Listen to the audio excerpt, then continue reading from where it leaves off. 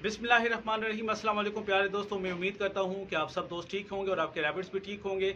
अच्छा जी, आज जो हमारी वीडियो है, अक्सर जो खरगोश के बच्चे होते हैं, चाहे वो फैंसी हो या देसी हो, हमने कॉलोनी सिस्टम में रखे हो या केज में रखे हो। अगर हम कॉलोनी सिस्टम में रखते हैं फिर तो ये प्रॉब्लम बहुत ज़्यादा होती है, और अगर हम रैबिट को केज सिस्टम में रखते हैं तो तब ये प्रॉब्लम बहुत कम हो जाती है, क्योंकि वो चीज़ हमारी रेंज में आ जाती है और हम रोज़ाना की बुनियाद पे उसको चेक कर सकते हैं।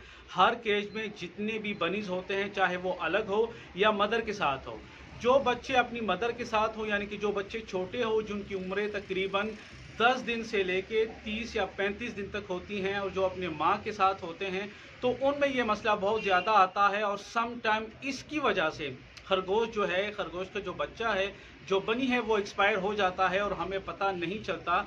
तो आप दोस्त लाजमी कोशिश कीजिएगा कि हफ्ते में 1 से 2 बार जो अपने रैबिट्स हैं, जो आगे जाके वीडियो में मैं दिखाने वाला हूं, कि उन बनिश की जो पास्ट वाले एरिया हैं जहां से वो मेंगड़ी करते हैं, मैं पश्तो में भी यहाँ पे मेंशन कर देता हूं, कुछ दोस्तों को फिर आइडिया नहीं होता। कम खरगोश ची पचे कई दागे हा गजे चिकम दे आगे बताओ चिक भाई। अच्छा जी, ये एक बनी है, ये तकरीबन 20 दिन का है, और ये आप देख सकते हैं, ये मैं आपको दिखा भी देता हूँ। ये देखें, ये इनकी मेंगड़ी वाली जगह है, ये आप देख सकते हैं, इसकी मेंगड़ी वाली जगह है ये, और ये बंद है, यानी कि शायद इसने थोड़ा सा अनडाइजेस्टिक किया था और उसके बाद जाके वो वहाँ पे चिपक गया था, तो अब ये मेंगड़ी नहीं कर सकता। सुबह जब मैं अपने सेटअप पे आया हूँ, मैंने चेक किया, ये कोने में बैठा हुआ था, तो मुझे आइडिया हो गया कि इसको कोई मसला लाजमी हुआ है। तो अभी मैंने इसको उठाया है। आप लोगों ने जस्ट क्या करना है, इसके लिए कोई आपको कुछ करने की ज़रूरत नहीं होती। आप थोड़ा सा ऑयल लेके जो है इसके ऊपर लगा सकते हैं। मैं पानी का इस्तेमाल करूँगा।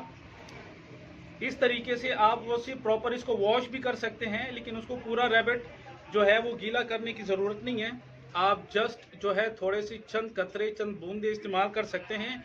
इस तरह इसके ऊपर ये इस तरह पानी लगा के आपने जस्ट इनको 5-6 मिनट के लिए जो है इसको छोड़ देना है